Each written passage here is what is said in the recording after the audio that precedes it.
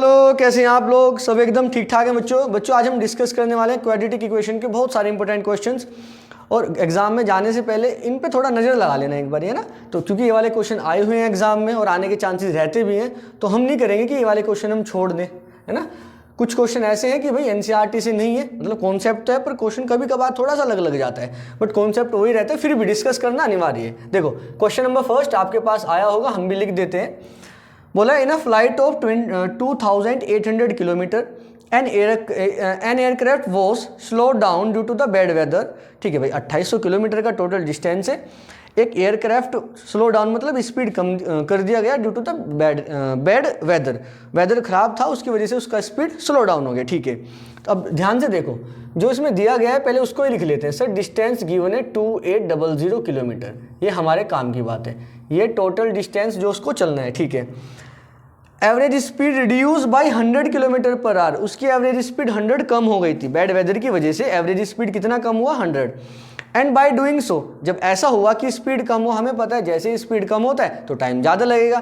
कितना टाइम ज़्यादा लगा? सर 30 मिनट ज़्यादा लग गया पहले से। अब सोचो जरा, जब 2800 किलोमीटर जा रहा था, शुरू वाली स्पीड हमें नहीं पता था कितना, तो हम स्पीड कंसीडर कर लेते हैं जो शुरू वाली स्पीड है। लेट अस एज्यूम दैट शुरू वाली स्पीड हम कंसीडर करते हैं x किलोमीटर पर आवर। हम जानते हैं speed is equal to distance upon time होता है, और अगर हम टाइम को इधर लेके जाएंगे time is equal to distance upon speed हो जाएगा। बिल्कुल सही बात है। जब वो x किलोमीटर पर आवर की स्पीड से चल रहा था तो कितना किलोमीटर जा रहा था? वो 2800 किलोमीटर, तो कुछ ना कुछ टाइम लगेगा। हमने माना उसका टाइम t1 है जब वो 2800 किलोमीटर जाएगा विद स्पीड x किलोमीटर पर आवर। कोई प्रॉब्लम किसी को? नहीं, कोई दिक्कत नहीं होनी चाहिए। टाइम को t1 लिख देना, डायरेक्ट लिख देना, कोई समस्या का विषय नहीं होगा आपके साथ। ठीक है, कभी आप सोचो कि सर डायरेक्ट t1 लिखे तो एग्जामिनर कुछ बोलेगा? नहीं, लिख देना, कुछ नहीं बोलेगा। 2800 या फिर लिख देना लेट, लो हम लिख ही देते हैं, लेट टाइम बराबर t1। टाइम कितना माना हमने? t1 माना। ठीक है, थोड़ा लिखेंगे इसको, चलो कर लोगे आप। लेट टाइम बराबर t1, ये कब था टाइम? जब स्पीड हमारी कितनी थी सर? जब स्पीड हमारी थी x किलोमीटर पर आवर। चलो इतनी बात हम बता ही देंगे। ये वाली बात को हम यहाँ भी लिख सकते थे कि डिस्टेंस इतना है, स्पीड इतना है, टाइम t1। चलो वो लिखने की बात है, लेकिन मेन पॉइंट ये होना चाहिए कि सवाल को करना ख़त्म कैसे है। 2800 किलोमीटर डिवाइडेड बाई ये हमारी स्पीड है, तो टाइम आ गया। अब वो हुआ है भाई स्पीड 100 उसकी कम हो गई। नाउ अब स्पीड कितना हो गया सर? अब स्पीड हो गया उनका 100 कम। पहले x था, अब उनका स्पीड 100 कम हो गया, तो टाइम दूसरा लगेगा। अब ये वाला टाइम हम t2 कंसीडर कर लेते हैं। t2 is equal to, sir distance उतना ही है 2800 डिवाइडेड बाय स्पीड कितना है सर? 100 कम, x माइनस 100। बताओ कोई प्रॉब्लम है क्या? नहीं सर। अच्छा, आपको ये बात भी पता है कि इस बार जो है 30 मिनट ज़्यादा लग रहा है, स्पीड कम हो गई तो 30 मिनट टाइम ज़्यादा लग रहा है। मतलब अगर ये 10 घंटे है तो ये 10 घंटे 30 मिनट है, ऐसा कुछ हो रहा होगा। बिल्कुल सही बात है। तो सर हमें पता लग गया कि जो हमारा अंतर है वो 30 मिनट का आ रहा है पहले से अब तक। तो ये वाला टाइम क्योंकि ज़्यादा है, ये वाला टाइम कम है, तो ज़्यादा टाइम में से अगर कम टाइम में माइनस करूँगा तो अंतर कितने आएगा सर? 30 मिनट का। तो t2 में से अगर हम t1 माइनस करते हैं तो 30 मिनट का मतलब क्या होता है सर? आधा घंटा। तो घंटे में चेंज कर लेना है, यानी 1/2। आज इंक डालने में भूल गए बच्चों, 1 मिनट रुको यार, हमारे पास ये इंक देखिए ध्यान से। आधे घंटे का हमारा अंतर आ रहा है। t2 कितना है सर? 2800 बटे x माइनस 100, तो 2800 बटे x माइनस 100, बिल्कुल सही बात है। माइनस t1 कितना है सर? 2800 बटे x, किसके बराबर है सर? आधे घंटे के बराबर अंतर है हमारा। ऊपर से बच्चों 2800 कॉमन ले सकते हैं, तो जैसे ही ऊपर से 2800 कॉमन लेंगे, यहाँ पे कितना बचेगा सर? 2800 बाहर आया तो ऊपर 1 बचा, 1/x माइनस 100 माइनस, यहाँ से भी 2800 बाहर आया, ऊपर 1 बचा, 1/x इज इक्वल टू 1/2। बिल्कुल सही बात है सर। सर इसको थोड़ा सा सोल्व कर लेते हैं। ऊपर बच्चों 2800 ही लिखा हुआ है, हम इसको सोल्व करते हैं। आप अपने हिसाब से कर सकते हैं, मैं अपने हिसाब से कर सकता हूँ। इसको इधर लेके जाओ, इसको इधर लेके जाओ, ये माइनस है तो ये माइनस का x बन जाएगा, माइनस माइनस प्लस 100 बन जाएगा, डिवाइडेड बाय इसकी और इसकी मल्टीप्लाई हो जाएगी। x की मल्टीप्लाई x में x स्क्वायर, 100 की मल्टीप्लाई x में माइनस के 100x। ऐसे ही तो ऐड करते थे, या माइनस इसका मल्टीप्लाई इसमें, इसका मल्टीप्लाई इसमें, नीचे का मल्टीप्लाई नीचे। अब यहाँ एलसीएम वगैरह सीधा कर दो ना ऐसे ही। 1/2, बिल्कुल सही बात है सर। देखो x से x हो गया कैंसिल, 2 0 ये रहा, 2800 ये रहा। जब मल्टीप्लाई करेंगे 100 में तो ऊपर बन जाएगा सर 28 के साथ 4 0, 1 2 3 4, ठीक है। एक्स स्क्वायर माइनस 100x ये उधर लेके जा सकते हैं, तो x 1/2 है यहाँ पे, ये आ जाएगा एक्स स्क्वायर माइनस के 100x। कैलकुलेशन थोड़ा सा ध्यान से करना, ये 2 इधर लेके आओ, 28 की 2 में मल्टीप्लाई करोगे 56 आ जाएगा, और अपना 4 0 तो छोड़ना ही नहीं है, इज इक्वल टू इधर बचेगा एक्स स्क्वायर माइनस का 100x। अब थोड़ा सा इसको सोल्व करते हैं। देखो 56 उधर लेके जाता हूँ, साथ में 4 0, हाँ वो छोड़ना नहीं है भाई, तो ये माइनस के 56 और 1 2 3 4 0 इज इक्वल टू 0। 1 10 100 1000 10,000 लाख जो भी है, फैक्टर ऐसे करने हैं कि माइनस करके 100 आए। तो आप क्या समझ पा रहे हैं कि 56 से ही 8 और 7 मुझे याद आ रहा है, तो 800 और 700 बन सकता है। 800 की 700 में मल्टीप्लाई करोगे, 8 7 56 और 4 0 ये रहा, 800 में से 700 माइनस करोगे तो 100 ही आएगा। हाँ, अब देखो क्वाड्रेटिक इक्वेशन को सोल्व करना है, फैक्टराइजेशन मेथड से सोल्व कर सकते हैं। पॉलिनोमियल चैप्टर में भी आपने फैक्टराइजेशन मेथड से जीरोज निकाले थे, बिल्कुल सही बात है, वैसे ही यहाँ पे करना है। तो एक्स स्क्वायर माइनस 100 को लिखेंगे 800 माइनस 700, अब आप जल्दी जल्दी खुद से कर लीजिए, माइनस 5 6 1 2 3 4 0 इज इक्वल टू 0। नीचे वाला पार्ट दिखाई दे रहा है क्या? हाँ दिखाई दे रहा है, ठीक है। मैं इधर से रफ करता हूँ, इसको इधर ही सोल्व करता हूँ। देखिए ध्यान से, माइनस अंदर चला जाएगा तो आएगा एक्स स्क्वायर माइनस के 800, और साथ में ये वाला एक्स भी मल्टीप्लाई में लिखना है। ये माइनस माइनस प्लस चला जाएगा 700x माइनस के 56 1 2 3 4 0 इज इक्वल टू 0। बताइए कोई प्रॉब्लम नहीं। यहाँ से x कॉमन ले लेते हैं, x माइनस 800 बचेगा। बच्चों यहाँ से 700 पूरा कॉमन ले लो आप, x तो यहाँ पे बच जाएगा, 700 के साथ 2 0 भी बाहर आया है, मतलब यहाँ से 2 0 गायब करनी पड़ेंगी, तो 2 0 बचेंगे केवल।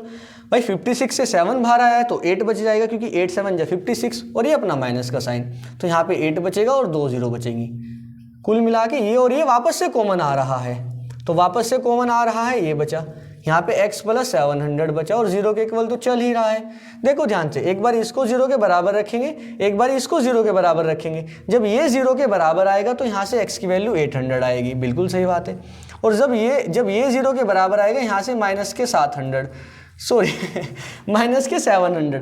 बच्चों ये तो पॉसिबल नहीं है, क्योंकि हमारी जो स्पीड है वो नेगेटिव नहीं हो सकती है, तो हम स्पीड को पॉजिटिव लेके चलेंगे 800, ठीक है। तो ये हम नहीं लेंगे, हम स्पीड कितना मानेंगे, x मतलब स्पीड होता, हाँ, तो हमारा स्पीड कितना आया सर, हमारा स्पीड आ गया 800 किलोमीटर पर आवर। अब सोचो ध्यान से, उसने हमसे पूछा था time duration, original duration, original time period. Sir original time period t1 था, जिसको हमने लिखा था 2800 डिवाइडेड बाई स्पीड। स्पीड अभी अभी कैलकुलेट किए 800, ठीक है सर। 2 0 से 2 0 उड़ा देते हैं तो आ जाएगा 28 डिवाइडेड बाई 8। थोड़ा 4 से, हाँ 4 7 जा और 4 2 जा, यानी 7/2। t1 आ गया 7/2 आवर्स, इतने घंटे हो गए। अच्छा थोड़ा दिमाग लगा के ये भी कर सकते हैं, 7/2 में 60 से मल्टीप्लाई कर लो तो मिनट में चेंज हो जाएगा। 60 को 2 से डिवाइड लगाओगे 30 आएगा, उस 30 की मल्टीप्लाई 7 में करोगे तो 210 मिनट आ गया। 210 मिनट का मतलब क्या होता है सर, 210 मिनट का मतलब होता है 3 घंटे तो यही हो गए, 6 18 और 30 मिनट हो गया है ना, 3 घंटे 30 मिनट। 3 घंटे का मतलब 6 18 180 मिनट हो गया। 180 मिनट में 30 मिनट ये रहा, 180 190 200 और 210, ठीक है। 200 मिनट का मतलब 3 घंटे 30 मिनट। तो ये हमारा आंसर है। आप आंसर यहाँ छोड़िए, इसको आर में लिख के यहाँ पे छोड़िए, कोई समस्या का विषय नहीं। आसान था, okay, note it down fast. Next question की तरफ चलते हैं, ध्यान से देखना, ध्यान इधर उधर मत करना। क्वेश्चन नंबर 2 की तरफ चलो, और इसको भी ध्यान से देखना। आप लोग ध्यान लगा के देखेंगे तभी बात बन पाएगी, अदरवाइज आप कन्फ्यूज रहोगे। If the root of the quadratic equation, बेहद आसान और बहुत ज़्यादा इंपॉर्टेंट क्वेश्चन है। एक क्वाड्रेटिक इक्वेशन आपको दी गई है, मैं लिख देता हूँ, आपके भी सामने है। 4x² माइनस के 5x प्लस के इज इक्वल टू 0। बोला ये गया है कि इस वाली क्वाड्रेटिक इक्वेशन के रियल एंड इक्वल रूट है। तो k की वैल्यू कैलकुलेट करो बच्चों। जब कभी भी रियल और इक्वल रूट होते हैं, जब कभी भी रियल एंड इक्वल रूट होते हैं, उसके लिए कंडीशन होता है, और वो कंडीशन ये होता है कि b स्क्वायर माइनस 4ac 0 के बराबर आना चाहिए। अगर ये 0 के बराबर आता है तो तभी रियल एंड इक्वल रूट होता है। अब क्योंकि इसमें रियल एंड इक्वल रूट दिया गया है तो ये वाली कंडीशन सेटिस्फाई कर रही होगी। बिल्कुल सही बात है sir. Sir b square minus 4ac क्या होता है बच्चों? ये डिस्क्रिमिनेंट होता है, ठीक है। अभी उस पर ज़्यादा चर्चा नहीं करेंगे हम, अभी क्वेश्चंस लगा रहे हैं, और मुझे आशा है कि आप लोग थोड़ा बहुत पढ़ के आए होंगे। ज़्यादा पढ़ना चाहिए क्योंकि पेपर पास है। फिर भी ये वाली बात नॉर्मली सबको पता रहती है। हम बताते हैं कि रियल एंड इक्वल रूट के लिए b स्क्वायर माइनस 4ac 0 के बराबर रखते हैं, और वो होता है। अगर रियल रूट होते हैं, रियल एंड इक्वल रूट होते हैं तो ऐसा होता है। b की वैल्यू सर जो x की मल्टीप्लाई में, मतलब x का जो न्यूमेरिकल कोफिशिएंट लिखा है, x का न्यूमेरिकल कोफिशिएंट सर -5 है, तो ये b की वैल्यू होती है। तो b हो गया ये कांस्टेंट टर्म जो लास्ट में लिखा है आपको दिख रहा है ये c, एक्स स्क्वायर का जो न्यूमेरिकल कोफिशिएंट है उसको बोला जाता है a। तो b की वैल्यू -5 है, -5 का स्क्वायर करेंगे 25 आएगा, -5 का स्क्वायर 25 ही होता है। 4 मल्टीप्लाई a की वैल्यू 4 है और c की वैल्यू सर हमें दिखाई दे रही है k इज इक्वल टू 0, 25। देखो ये 4 चौक 16 और k, तो माइनस के 16 के उधर जाके प्लस के 16 के हो जाएगा, और 16 को डिवाइड में लेके आएंगे तो 25/16 इज इक्वल टू के। ये आपका आंसर बिल्कुल आसान है, कोई भी दिक्कत वाली बात नहीं है। Option number B. चलिए क्वेश्चन नंबर 3 की तरफ। ये एकदम बढ़िया वाला क्वेश्चन है, ये भी अच्छा था। क्वेश्चन नंबर 3 में बोला है a rectangular floor can be completely tile with the 200 square tile. कुछ नहीं है, देखो ध्यान से, आपके पास मान लो रेक्टेंगुलर फ्लोर है, आपका रूम है, उसका एक रेक्टेंगुलर फ्लोर है, आपको इसमें टाइल लगवानी है स्क्वायर के शेप की। स्क्वायर का शेप मतलब सर कुछ ऐसी शेप रही होगी स्क्वायर की, बात समझो थोड़ा, है ना। एक मिनट देखिए ध्यान स्क्वायर के शेप की आपको टाइल लगानी है। तो बच्चों अगर स्क्वायर के शेप की टाइल लगानी है तो वो सारी की सारी टाइल लगानी पड़ेंगी। तो जितनी हम टाइल लगाएंगे सारी टाइल का एरिया जो होगा वही अपना रेक्टेंगुलर फ्लोर का एरिया होगा। बिल्कुल सही बात है। मान लो अगर मुझे इतने पोर्शन में टाइल लगानी है तो मैं चेक करूंगा कि ये वाले पोर्शन का एरिया कितना है। अगर मुझे नहीं पता तो मैं टाइल को रख रख के देख रहा हूँ, और एक टाइम ऐसा आया तो सारी की सारी टाइल लग गई। हाँ, अब सारी टाइल लग गई तो मैंने एक टाइल का एरिया निकाला, जितनी टाइल लगाई थी सबसे मल्टीप्लाई की तो पता लग गया टोटल टाइल का एरिया कितना है। जितना टोटल टाइल का एरिया उतनी रेक्टेंगल का एरिया। तो हमने टाइल लगाई है, ये जो टाइल्स का एरिया जितना होगा सब सारी टाइल का उतना ही रेक्टेंगल का एरिया। हालांकि इसमें रेक्टेंगल का एरिया दिया नहीं है तो हम टाइल की हेल्प से रेक्टेंगल का एरिया निकालेंगे। उसने ये तो कहा है 200 टाइल है, हाँ ये बोला है उसने। टोटल 200 टाइल्स हम यहाँ पे लगा रहे हैं, बिल्कुल सही बात है।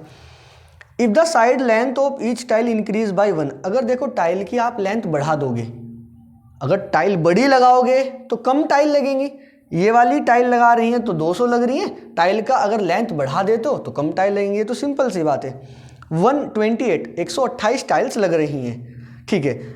एज्यूम द, और अब क्वेश्चन क्या है, क्वेश्चन ये है, ये तो सब वो था जो आपको दिया गया था। अब क्वेश्चन मेन ये है, assume the original length of each side of tile x। आप ओरिजिनल लेंथ को x कंसीडर कर लीजिए, उसके बाद एक क्वाड्रेटिक इक्वेशन बना दीजिए, ठीक है सर। अब ओरिजिनल लेंथ जो हमने शुरू वाली टाइल लगाई थी, शुरू में जो टाइल्स लगा रहे थे उसकी लेंथ को हमने x कंसीडर किया, बिल्कुल सही बात है। तो सर एक टाइल का एरिया हो जाएगा, एरिया कितना हो जाएगा sir, area of one tile is equal to x square, क्योंकि वो स्क्वायर शेप की। हाँ, टोटल 200 टाइल लगी है तो सर 200 टाइल का एरिया हो जाएगा, एरिया जो होगा 200 टाइल का सर वो हो जाएगा 200 मल्टीप्लाई बाय एक्स स्क्वायर, बिल्कुल सही बात है। तो क्या ये 200 टाइल का एरिया ही रेक्टेंगल का जो रेक्टेंगुलर फ्लोर है उसका एरिया होगा? हाँ बिल्कुल सही है, सारी टाइल यहीं लगी है तो सारी टाइल का एरिया ही रेक्टेंगल का एरिया होगा, बिल्कुल सही। अब आपने क्या किया, आपने किया ये कि टाइल का लेंथ को 1 इंक्रीज कर दिया, तो आपका टाइल का जो न्यू एरिया बना है वो बना है x। देखो साइड तो बनेगी x+1, उसका स्क्वायर करेंगे तो x+1 का होल स्क्वायर। देखो रेक्टेंगल तो अपना वही है, फ्लोर तो अपना रेक्टेंगुलर वही है। अब जो आपका वो था स्क्वायर की जो टाइल थी, स्क्वायर टाइल का आपने लेंथ इंक्रीज किया है, बात समझ पा रहे हैं। पहले x था तो इस बार न्यू वाला लेंथ हुआ है x+1, एरिया कितना हो जाएगा न्यू x+1 का स्क्वायर। अब इस बार कितनी टाइल लग रही है सर, 128 टाइल लग रही हैं, 128 है ना। हाँ, तो 128 का एरिया सर 128 की मल्टीप्लाई करनी पड़ेगी x+1 की होल स्क्वायर में, तो 128 का एरिया आ जाएगा। हाँ यहाँ तक की कहानी समझ में आई है? बिल्कुल समझ में आई है। उसने कहा था एक क्वाड्रेटिक इक्वेशन बनाओ जो ऊपर इन्फॉर्मेशन दी गई है, तो ये वाली जो इन्फॉर्मेशन दी गई थी उससे क्वाड्रेटिक इक्वेशन एक तो यहाँ से बन जाएगी, एक क्वाड्रेटिक इक्वेशन ये बन रही, ठीक है, क्योंकि इसको ओपन करोगे ये भी क्वाड्रेटिक में आएगी, इसको ओपन करोगे ये भी क्वाड्रेटिक में आएगी, ये वाली नहीं, ये वाली 200 वाली। तो 200 टाइल का एरिया ये रहा, देखो क्वाड्रेटिक ही है, भले बी और सी की वैल्यू ना हो, हमें उससे क्या लेना देना है, तो क्वाड्रेटिक ही। हाँ चलो अब ये देखो, इसको ध्यान से देखो, ये रहा, तो ये 128 टाइल्स का एरिया, ये भी एक क्वाड्रेटिक है। हाँ ठीक है सर, चलो क्वाड्रेटिक तो आ गया। अब आप इसमें थोड़ा लैंग्वेज अगर लिखना चाहो तो लिख लीजिए, मैं लिखवाता हूँ, आप लिखना। Let us assume that the length of the tile is equal to x, so area of one tile is equal to x square and the area of 200 tile is equal to 200 multiply by x square, ठीक है। अब उसके बाद क्या लिखना है, now again the new length of the tile is equal to x plus one, दूसरी tile की नई लेंथ कितना है, x plus one. The area of one new tile is equal to x plus one का whole square and the area of 128 tile is equal to 128 multiplied by x plus one का whole square, ठीक है। हाँ चलो आगे बढ़ो। अब उसने कहा है सेकंड क्वेश्चन में बोला है right the corresponding quadratic equation in standard form, ये जो क्वाड्रेटिक इक्वेशन है इनको स्टैंडर्ड फॉर्म में लिखो। अब थोड़ा सा दिमाग लगाने की कोशिश करना, अपनी क्वाड्रेटिक इक्वेशन बन गई है, कौन सी क्वाड्रेटिक इक्वेशन बनी है, ये वाली। देखो अच्छा एक बात और सुनो, ये वाली जो अपना एरिया है और ये वाला एरिया, दोनों एरिया बराबर तो हैं, बिल्कुल सही बात है, ये भी इसी का एरिया है और ये रेक्टेंगल भी यही लिया था हमने, ये भी इसका एरिया है। यहाँ पे टाइल कम इस वजह से लगी है क्योंकि टाइल बड़ी है। हाँ तो इनको दोनों को इक्वेट कर सकते हैं, इनको दोनों को इक्वल रख सकते हैं और वहाँ से हम क्वाड्रेटिक को ठीक तरीके से बना सकते हैं, इनको ठीक तरीके से बना सकते हैं, ठीक है। तो पहले क्वेश्चन नंबर फर्स्ट ही मैं लिख देता हूँ सही तरीके से। सर क्वाड्रेटिक बनाओ, हालांकि यहाँ से बन गई पर उसको सही तरीके से लिखनी पड़ेगी, ये दोनों एरिया इनके ही है ना। हाँ तो क्वाड्रेटिक तो नजर आ रही है, तो लिखो क्वेश्चन नंबर फर्स्ट में जो क्वाड्रेटिक मेन क्वाड्रेटिक जो बनेगी एकदम वो ये वाली होगी, ये अच्छा रुकिए जरा मैं लिख देता हूँ ठीक से, 128 ये रही है ना सर, दोनों ही रेक्टेंगल के एरिया हैं और दोनों टाइल के एरिया से हमने निकाल लिए, दोनों को इक्वल रख दो, ये बन गए क्वाड्रेटिक। सेकंड में बोला है इसको स्टैंडर्ड फॉर्म में लिखो। स्टैंडर्ड फॉर्म का मतलब होता है एक्स की डिक्रीजिंग पावर में, सबसे ज़्यादा पावर वाला लिखो, कम पावर वाला, फिर कम पावर वाला। तो 200 एक्स स्क्वायर ये बन जाएगा, इसको ओपन करोगे ए स्क्वायर बी स्क्वायर 2ab से और 128 की मल्टीप्लाई करोगे तो 128 एक्स स्क्वायर प्लस 128 और प्लस के 2ab आएगा, 2 की मल्टीप्लाई करनी पड़ेगी, 8 दूनी 16, 2 दूनी 4 और 1 5, 2 एकम 2 और 7 में आएगा एक्स। आप कर लेना, हमने डायरेक्ट 128 की मल्टीप्लाई कर दी। 128 को इधर लेके आता हूँ, ये 200 है, 128 इधर आएगा माइनस होगा, 200 में से 128 जाएंगे 72 बचेगा, 72 एक्स स्क्वायर, बिल्कुल सही है। ये 256 भी इधर लेके आता हूँ और 128 भी इधर लेके आता हूँ, इज इक्वल टू 0। ये हो गई स्टैंडर्ड फॉर्म, 2 पावर, 1 पावर, 1 भी पावर नहीं। थर्ड वाला क्वेश्चन देखो ध्यान से। थर्ड क्वेश्चन में बोला है, कहाँ चला गया, ये रहा, find the length of x, x की लेंथ कैलकुलेट करनी है, the length of the side of a tile by factorisation method, factorisation method से सोल्व करो, एक्स कैलकुलेट करो। देखो ये वाली क्वेश्चन को पहले आप 8 से डिवाइड लगा सकते हैं, 8 9 जा 8 या 24, 8 दूनी 16, 8 एकम 8, 8 छिंग 48, बिल्कुल सही बात है। 16 निम में 144, 144 के ऐसे फैक्टर जिनको माइनस करके 32 आए, तो 144 के फैक्टर 32, 144 के फैक्टर करने हैं ना, तो 36 और 4 का देखो, 6 चौक 24 हो, 4 हाँ हो गया, 36 और 4 होगा, 36 4 की मल्टीप्लाई करोगे 144 आएगा और 36 में 4 जाएंगे 32 आएगा। तो इसको लिखो ठीक तरीके से, 9x स्क्वायर माइनस 32 को लिख सकते हैं 36 माइनस 4 x माइनस 16 बराबर 0, ठीक है। अब इसको सोल्व कर दो आप, बच्चों वाला काम है ना। अब तो 9x स्क्वायर माइनस 36x और माइनस माइनस प्लस हो गया, 4x लिखेंगे माइनस 16 बराबर 0 आ गया सर। यहाँ से 9x कॉमन आ रहा है, x माइनस 6 बचे, हाँ अरे 4 बचे, देखो ये मिस्टेक हो जाती है ना कभी कभार, ना पता लगता तो फिर बस गया था काम। प्लस 4 कॉमन लेंगे, x माइनस 4 बचेगा sir, is equal to 0। Again x minus 4 sir common आ रहा है, यहाँ पे 9x प्लस 4 बचेगा। क्या हम देखते ही समझ जाएंगे कि इसको ही 0 के इक्वल रखना बेटर है, क्योंकि यहाँ से x की वैल्यू 4 आ रही है, 4 यूनिट, ये हमारी लेंथ हो गई।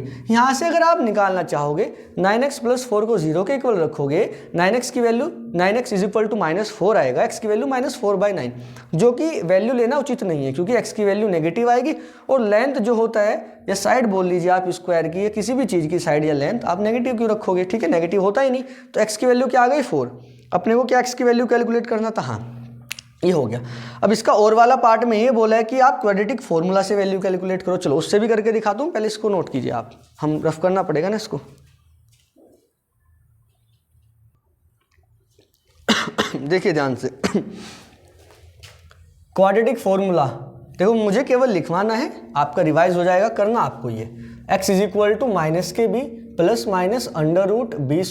- 4ac / 2a।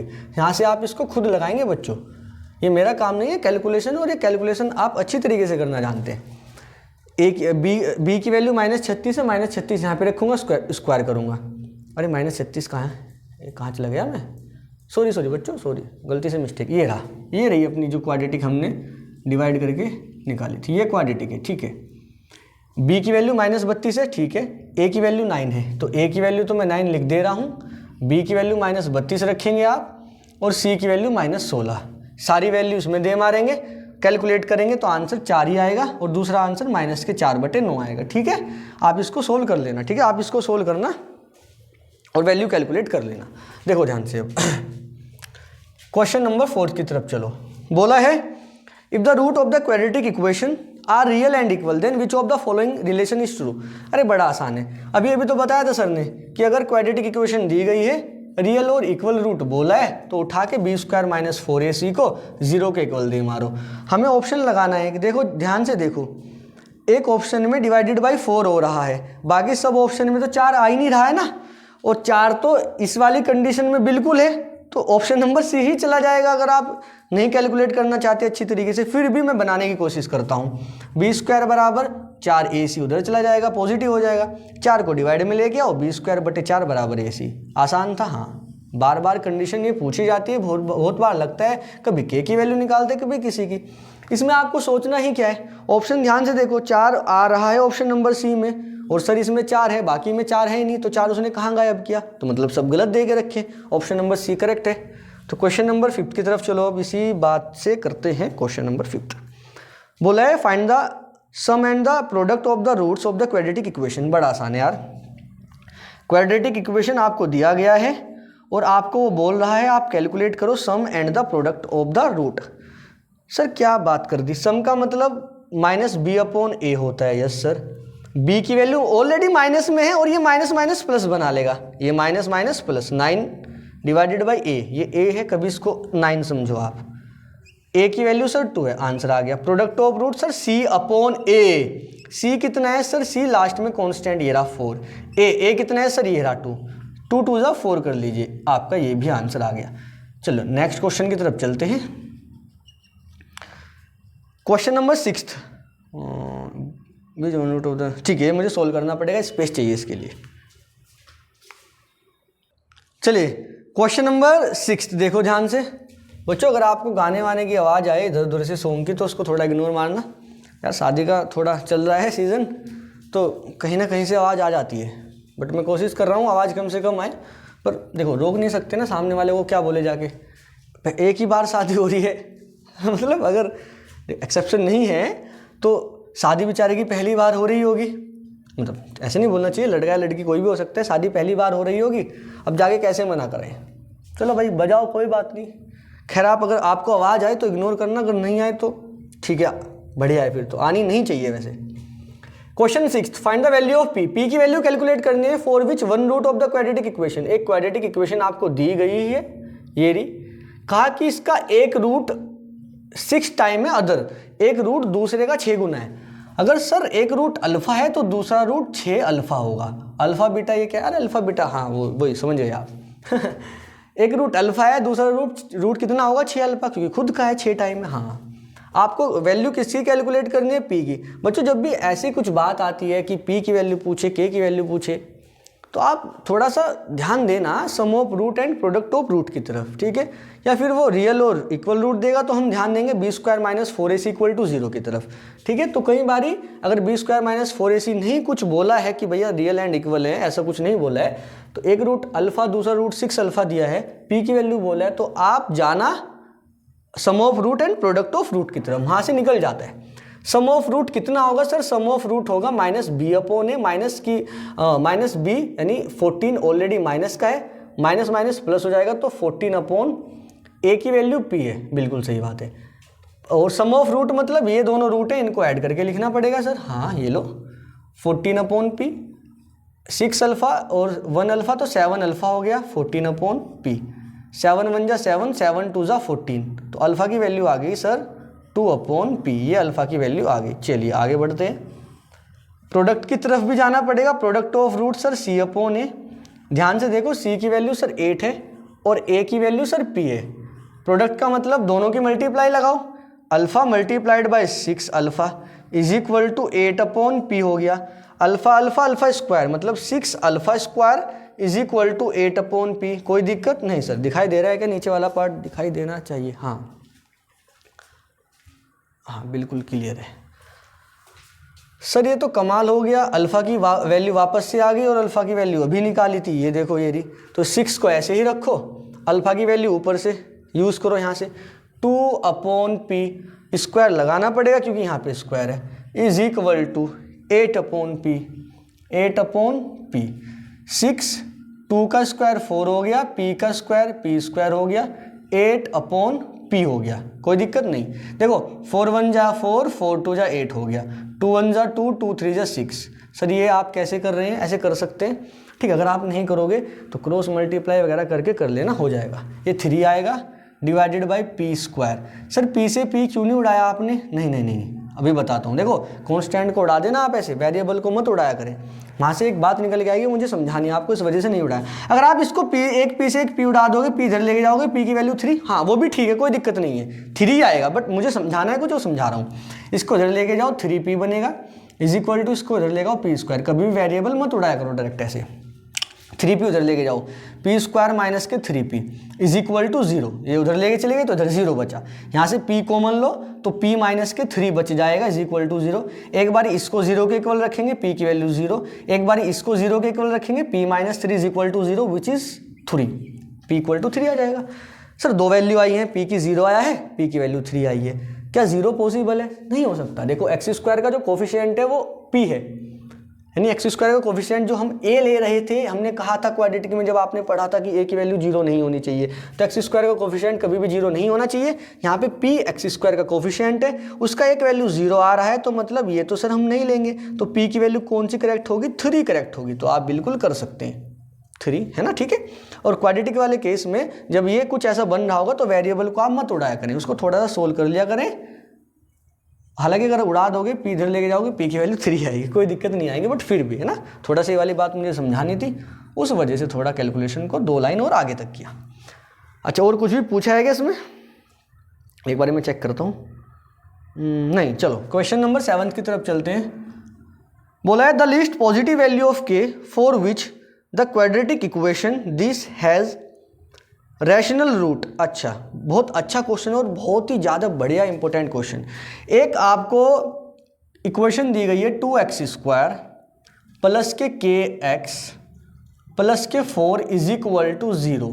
उसने बोला है द लीस्ट पॉजिटिव वैल्यू, आपको पॉजिटिव वैल्यू बतानी है। लीस्ट मतलब छोटी वाली पॉजिटिव वैल्यू बताओ जिसके लिए ये वाली क्वाड्रेटिक इक्वेशन के रैशनल रूट होंगे, ये वाली क्वाड्रेटिक इक्वेशन के रैशनल रूट होंगे, उसके लिए के की वैल्यू बताओ। बच्चों एक बात हमेशा याद रखना, जब आप कभी भी रैशनल रूट की कंडीशन को चेक करोगे, अच्छा सर हमें नहीं पता क्या होते हैं, सुनो, जब आप कभी भी ये वाली बात के ऊपर डिस्कशन करोगे कि किसी क्वाड्रेटिक इक्वेशन के रैशनल रूट होने चाहिए, उसके लिए ये होता है कि जब आप x की वैल्यू निकालते हो तो सर वो रूट में नहीं आनी चाहिए, रूट में आएगी तो x की वैल्यू रेशनल बन जाएगी, रूट के अलावा आएगी तो रैशनल बन जाएगी। हाँ ये वाली बात बिल्कुल ठीक है।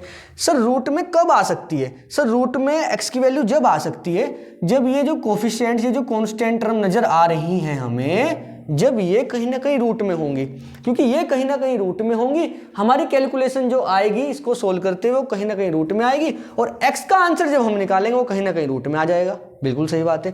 तो रैशनल रूट होने के लिए सबसे पहली बात तो ये भी जरूरी कर लेंगे आप कि ये और ये देख लेना हमारे कहीं रूट में तो नहीं बन रहे हैं। अगर रूट में बन रहे हैं तो हमारे पूरे चांसेस है कि हमारे जो आंसर है वो भी रूट में आएंगे। बिल्कुल सही बात है।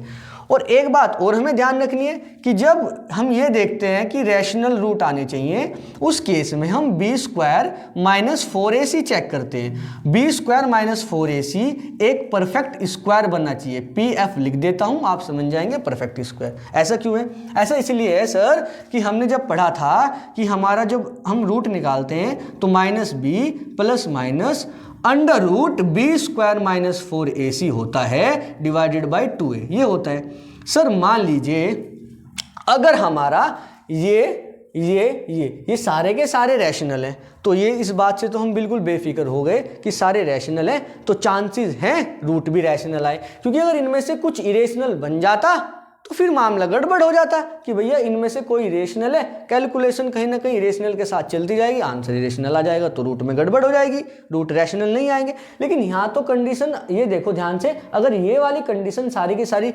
रैशनल में ही है, मतलब ये वाले सारे के सारे जो हैं रैशनल हैं, तो उस केस में यहाँ जो b आएगा, ये वाला b वो भी रैशनल आएगा, ये भी रैशनल आएगा। उस केस में बचेगा क्या सर? ये वाला अंडर रूट बचेगा। हाँ, तो यहाँ कंडीशन थोपेंगे, यहाँ कंडीशन अप्लाई करेंगे कि सर b² - 4ac ये 0 बनना चाहिए, सॉरी 0 कह रहा हूँ, परफेक्ट स्क्वायर बनना चाहिए। अगर ये परफेक्ट स्क्वायर बन जाता है और ये सब रैशनल होता है तो हमारे आंसर भी रैशनल आते हैं। बताओ ये वाली बात आप समझ गए क्या?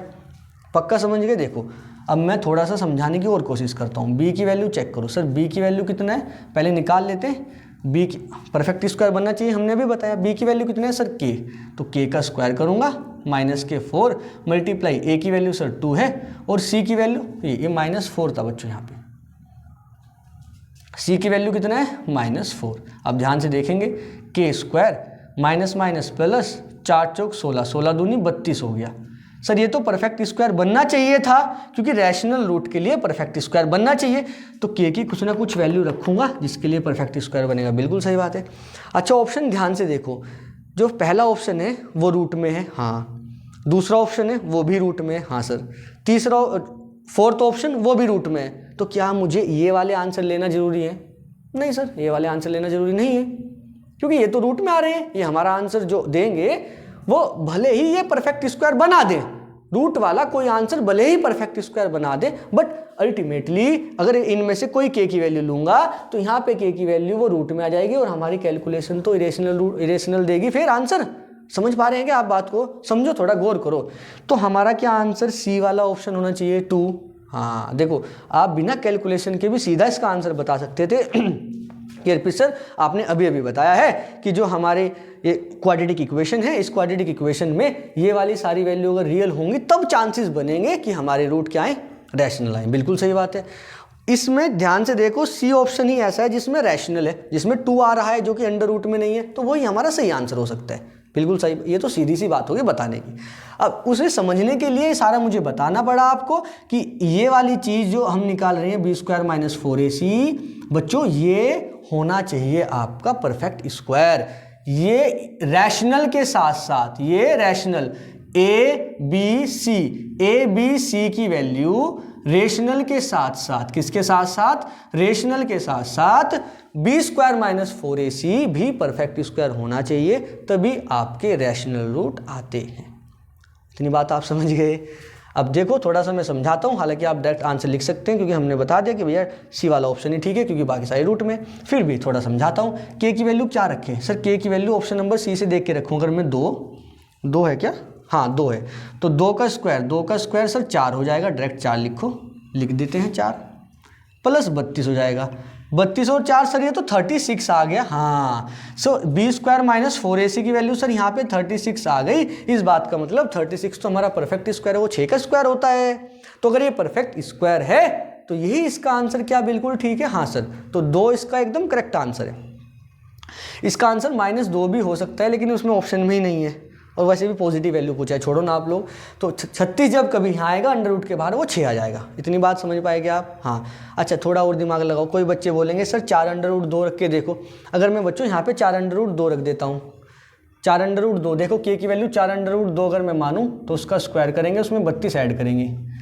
4 का 16, अंडर रूट 2 का 2, 16 दूनी 32, 32 और 32 कितना हो गया सर? 64 हो गया। 64 भी तो एक परफेक्ट स्क्वायर है। हाँ, आपकी बात बिल्कुल ठीक है, लेकिन अभी अभी हमने क्या बताया था? ये बताया था कि जो आप वैल्यू लोगे वो वैल्यू आपकी रैशनल होनी चाहिए, क्योंकि के बच्चों x का कोफिशिएंट है और वो एक रैशनल होना चाहिए, कांस्टेंट हो या फिर एक्स स्क्वायर का कोफिशिएंट हो, एक्स का कोफिशिएंट, वो सारे के सारे रैशनल होने चाहिए। भले ही आपका परफेक्ट स्क्वायर बन रहा हो, वो बच्चों परफेक्ट स्क्वायर तो होना ही चाहिए, वो तो होना ही पड़ेगा उसको तो, लेकिन उसके साथ साथ ये भी रैशनल होने चाहिए। क्योंकि अगर ये कोई सा इरेशनल हो जाता है और वो भले ही परफेक्ट स्क्वायर बन जाता है, सोच लो ना, अगर ये परफेक्ट स्क्वायर बन गया तो यहाँ तो अपना 64 आ गया है। देखो समझाता हूँ, रफ करता हूँ, समझाता हूँ। देखो ध्यान से देखो, हालांकि अगर आप चाहें तो आगे बढ़ सकते हैं, बट ये वाली बात मुझे बतानी पड़ेगी क्योंकि कई बच्चे कन्फ्यूजन में रहते हैं कि 4 अंडर रूट 2 क्यों नहीं लिखा आपने। तो 4 अंडर रूट 2 से कितना बन रहा है सर? 4 अंडर रूट 2 से 64 बन रहा है। 64 एक परफेक्ट स्क्वायर का, बिल्कुल सही बात है। 64 को यहाँ रखोगे 8 आ जाएगा। के की वैल्यू तो है ये। हाँ, के का मतलब क्या है यहाँ पे सर? के का मतलब एक्स का coefficient which is equal to b, है ना। तो 4 अंडर रूट 2 किसकी वैल्यू है सर? के की वैल्यू है, क्योंकि वहां से क्या बन रहा था? परफेक्ट स्क्वायर 64 बन रहा था। अब थोड़ा दिमाग लगा, 4 अंडर रूट 2 के की वैल्यू है, यहाँ पे के की वैल्यू रखेगा 4 अंडर रूट 2 और इसको सोल्व करेगा। 4 अंडर रूट 2 अंडर रूट में आया, कैलकुलेशन अंडर रूट में चलेगी, आंसर इरेशनल नहीं आएगा। और रूट कैसे होने चाहिए? रेशनल। तो भले ही ये वाली वैल्यू से परफेक्ट स्क्वायर बन रहा हो, ये वाली वैल्यू 4 अंडर रूट 2 अगर ले लेता हूं, उससे भले ही परफेक्ट स्क्वायर बन रहा हो, लेकिन ये आंसर फिर भी नहीं होगा, क्योंकि ये पहले से ही इरेशनल है। इरेशनल यहाँ रख के कैलकुलेट करने की कोशिश करेगा तो रूट ध्यान से देख लेना इरेशनल ही आएंगे। तो ये b square minus 4ac perfect square का कोई मतलब नहीं बैठेगा अगर आपके ए बी सी के आंसर रैशनल नहीं होंगे, मतलब a b c rational value नहीं होंगी। तो ये 4 अंडर रूट 2 जो कि के है, जो कि बी है, ये क्या होना चाहिए? ये पर यहाँ के की वैल्यू या बी की वैल्यू बोलो, ये होनी चाहिए सर रैशनल नंबर। और इन सारे ऑप्शन में रैशनल नंबर एक ही है, जो कि है 2। तो आप डायरेक्ट भी आंसर लिख सकते थे, ये सब मुझे बताना था। कभी कभी जल्दी में बच्चे 4 अंडर रूट 2 और ये जो सी वाला ऑप्शन है 2, इनमें कन्फ्यूज हो जाते हैं और वो कोई बच्चा 4 अंडर रूट 2 लगा के आता है, कोई बच्चा 2 लगा के आता है। अब इस सवाल का मुद्दा ये है, सुनो, जब कभी भी वो आपको रैशनल की बोलेगा, भैया बताओ रैशनल रूट है नहीं है, तो ऑप्शन में सबसे पहले तो रैशनल वैल्यू देखना, इंटीजर वाली, मतलब रैशनल वैल्यू, कोई ऐसी वैल्यू है जो अंडर रूट में, अगर अंडर रूट में है तो उसको तो पहले ही भूल जाओ, ठीक है। अगर रैशनल वैल्यू है तो समझ जाना उनमें से कोई आंसर हो सकता है। अगर एक ही रैशनल है तो उसको टिक लगा के आगे बढ़ जाना, क्योंकि बाकी सब रूट में होंगी, है ना। और दूसरी बात, अगर कई सारी रैशनल वैल्यू है तो उसके लिए sir B square minus 4ac निकालना होगा। रैशनल के साथ साथ बी स्क्वायर माइनस 4ac एक परफेक्ट स्क्वायर होना चाहिए। बात समझ गए? अगर ये 0 भी आ जाता है तो तब भी कोई नहीं, अगर 0 आएगा तो ये सारा गायब हो जाएगा, माइनस बी अपॉन 2a बचेगा, जो कि ये भी रैशनल होगा, ये भी, तब भी रैशनल आएंगे। समझ गए? हाँ, मुझे लगता है आप समझ गए होंगे। हालांकि ये वाले क्वेश्चन ने बहुत टाइम ले लिया, उतना टाइम नहीं लेना चाहिए था। मुझे सीधी बात बतानी चाहिए थी कि 2 के 4 ये सारे के सारे रैशनल होने चाहिए, b square minus 4ac perfect square होना चाहिए, तभी रैशनल की कंडीशन बनती है। रैशनल रूट तभी होते हैं। चलो आगे बढ़ो। इसका आंसर क्या लगाओगे सर? 2 लगाएंगे, अंडर रूट वाला नहीं लगाएंगे। अंडर रूट वाला रैशनल के केस में ए बी सी में से कभी भी कोई भी अंडर रूट नहीं होता, और के यहाँ पे बी है तो अंडर रूट में तो होगा ही नहीं। कैलकुलेशन अंडर रूट में आएगी तो इरेशनल रूट बन जाएंगे। 7th क्वेश्चन की तरफ। आहा, काफ़ी टाइम हो गया भाई इसमें, 7th कहाँ 8th, कोई बात नहीं, चलो समझना जरूरी था। बोला है find the discriminant of the quadratic equation. Equation दी गई है, डिस्क्रिमिनेंट निकालने। सर निकाल देंगे, इसमें कितनी बड़ी बात है। डिस्क्रिमिनेंट अभी तो बोला था बी स्क्वायर माइनस 4ac। ध्यान से देखो बी की वैल्यू कितनी है सर? एक्स वाला होता है बी, तो एक्स वाला तो इसमें है नहीं, एक्स स्क्वायर वाला है, कॉन्स्टेंट है, तो कितनी रही होगी? 0। तो 0 स्क्वायर माइनस के 4, ए की वैल्यू 4 है, सी की वैल्यू माइनस के 5 है, माइनस माइनस प्लस हो गया सर, 5 4 चौक 16 5 80 हो गया। चलो आगे बढ़ो। बोला है comment on the nature of root. Sir b जो 80 है वो ग्रेटर देन 0 है, तो नेचर ऑफ रूट बताओ जरा। सर नेचर क्या है रूट का? Sir nature real and distinct, real and distinct. समझ गए? अगर डी की वैल्यू, ये D B square minus 4ac, 0 से बड़ा आता है तो रियल एंड डिस्टिंक्ट रूट होंगे, 0 के इक्वल आता है तो रियल एंड इक्वल होंगे, 0 से छोटा आता है तो नो रियल रूट, ऐसे लिखोगे। क्वेश्चन 9th बोला है find the value of p for which equation has real root, real and equal, ये कंडीशन है। थोड़ा मैं ठीक करके लिखता हूँ, अंदर मल्टीप्लाई करता हूँ px स्क्वायर, 2 के साथ करते हैं तो आ जाएगा 2px प्लस 6 बराबर 0, रियल और इक्वल बोला है, कर लोगे। वही sir B square minus 4ac बराबर 0 के चिपकाएंगे, b की वैल्यू -2p है जो x की मल्टीप्लाई में, -2p का स्क्वायर 4p स्क्वायर हो जाएगा, -4a की वैल्यू p और c की वैल्यू 6 बराबर 0 हो जाएगी, 4p स्क्वायर 6 चौक 24 और -24 उधर जाएगा +24 तो +24 हो जाएगा, और साथ में p। इस केस में अगर इधर ही रखता p कॉमन आता, 4 कॉमन आता, p की वैल्यू 0 आती तो वो तो नहीं लेते, तो 4 6 24 होगा, एक p भी आप उड़ा सकते हैं, तो p की वैल्यू कितनी आ जाएगी सर 6, यही हमारा आंसर। मैं रफ करता हूँ, नेक्स्ट क्वेश्चन की तरफ चलते हैं। क्वेश्चन नंबर 10th, ध्यान से देखेंगे सब बच्चे, देखो ध्यान से, नजर इधर होनी चाहिए भाई। 10th में बोला है if the sum of the root of the equation, एक इक्वेशन दी गई है, मैं लिख देता हूँ, ky square minus 11y plus k minus 23, ये इक्वेशन है। कहा है कि ये वाली इक्वेशन का जो है सम ऑफ रूट जो है वो 13/21 ज़्यादा है प्रोडक्ट ऑफ रूट से, ठीक है। सम ऑफ रूट 13/21 ज़्यादा है प्रोडक्ट ऑफ रूट से, बिल्कुल सही बात है। सम ऑफ रूट -b/a होता है, प्रोडक्ट ऑफ रूट c/a होता है। जरा वैल्यू रख देते हैं, इंक की ज़रूरत पड़ेगी मुझे, 1 मिनट रुको आप। आइए देखिए ध्यान से, -b, देखो ये पहले से माइनस तो माइनस माइनस प्लस हो जाएगा, 11 डिवाइडेड बाई a की वैल्यू k है, is equal to 13/21 plus c की वैल्यू है sir k minus 23 divided by a की वैल्यू है सर k। इसको थोड़ा मैं सोल्व कर लेता हूँ, थोड़ा तमीज़ से सोल्व करने की हम कोशिश करते हैं, मतलब थोड़ा सा होशियारी दिखाते हुए हम ये करेंगे, सेपरेट कर लेंगे, तो k/k आ जाएगा सर 23/k, है ना। हालांकि आप इधर से उधर ऐसे करके सोल्व कर सकते थे, थोड़ा सा हो सकता है कैलकुलेशन बड़ी हो जाए, और हो सकता है आप इससे भी आसान तरीके से कर दो। k से k, अच्छा सेपरेट कर सकते हैं, ये मत पूछना सेपरेट क्यों किया। आप k से k गायब करोगे, यहाँ पे 11/k बच रहा है, ये इधर आएगा तो प्लस 23/k हो जाएगा। यहाँ से k कैंसिल हुआ तो यहाँ पे 1 बचा है, प्लस ये अपना पहले से लिखा हुआ है, ये पहले से लिखा हुआ है, इसको कैंसिल करके 1 हुआ, 11/k इसको इधर ले गए तो प्लस का हो गया। अब ध्यान से देखने की कोशिश करेंगे। अच्छा देखो एलसीएम कितना आया सर, k आ गया, है ना। 23 और 11 डायरेक्ट ऐड कर सकते हैं, 23 और 11 सर 34 हो गया, इज इक्वल टू 21 यहाँ जाएगा तो 13 और 21 यहाँ जाएगा, प्लस के 21 डिवाइड में टोटल 21 हो जाएगा। 13 और 21 कितने होते हैं सर, ये भी 34 होते हैं, तो लिख दो 34। 34 से 34 उड़ाओ, k की वैल्यू कितनी आ गई 21, इधर से उल्टा मारो ना, इधर से भी उल्टा रखो, तो k की वैल्यू डायरेक्ट कितनी आ रही है 21। आगे बढ़ो और ध्यान से देखो, कुछ गलत ना किया हो बस कैलकुलेशन, हाँ ठीक है। आगे देखो क्वेश्चन नंबर 11 लिखा है, अच्छा सोल्व करना है, क्वाड्रेटिक है, लिखा कुछ नहीं, क्वाड्रेटिक है, सोल्व करना है। अच्छा ये वाली क्वाड्रेटिक बड़ी अच्छी क्वाड्रेटिक है और इसको आप आसान तरीके से भी सोल्व कर सकते हैं। कैसे करोगे ध्यान से देखना, हालांकि सोल्व करने के कई सारे मेथड है, फैक्टराइजेशन मेथड है, क्वाड्रेटिक मेथड है, आप क्वाड्रेटिक फॉर्मूले से भी कर सकते हैं, आप इसके फैक्टर करके तब सोल्व करेंगे तब भी कर सकते हैं, और एक और मेथड है जो कि नॉर्मली आसान है, वो हमारे सर ने हमें बताया था, उससे भी आप कर सकते हैं। अच्छा x² लिखा है, इसको लिखे रहने दो, 2ax लिखा है, माइनस की मल्टीप्लाई कर लो 4b² और minus minus plus a² is equal to 0, बिल्कुल सही बात है सर। अब ध्यान से देखेंगे, ये और ये दोनों देखो और वो a वाला देखो, x² उसके साथ लिख दीजिए बच्चों a का स्क्वायर, और ये माइनस के 2ax, कुछ याद आ रहा है? हाँ सर याद तो आ रहा है, क्या x² plus a² minus 2ax, हाँ वही, क्या x माइनस a का होल स्क्वायर, पकड़ पाए बात को, x² प्लस a² माइनस के 2ax is equal to, sir ये जो 4b लिखा है इसको 2b करके होल स्क्वायर चिपका देंगे, 4b का होल स्क्वायर है ना, हाँ मतलब 4b का स्क्वायर है तो 2b का होल स्क्वायर। अच्छा इसको ध्यान से देखो, ये टोटल का स्क्वायर माइनस इसका स्क्वायर, x माइनस, देखो कैसे समझते थे, x square minus y square, x minus y x plus y, समझो ना, ये पूरा एक्स है ये पूरा वाई है, तो इसका स्क्वायर माइनस इसका स्क्वायर वही x minus y x plus y, तो ये -2b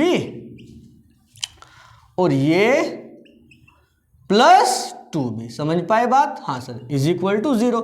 एक बार इसको 0 के इक्वल रखेंगे, जब इसको 0 के इक्वल रखेंगे तो ये कुछ ऐसा आएगा। एक बार इसको 0 के इक्वल रखेंगे, ये रहा सर, यहाँ से कितनी आएगी, ए उधर चले जाएगा पॉजिटिव, 2 भी उधर जाएगा, ये भी positive, x is equal to ये उधर जाएगा पॉजिटिव, ये उधर जाएगा नेगेटिव। बस ये आपके आंसर आ गए। समझ पाए आप? आसान सा तरीका था, उतना मुश्किल नहीं था।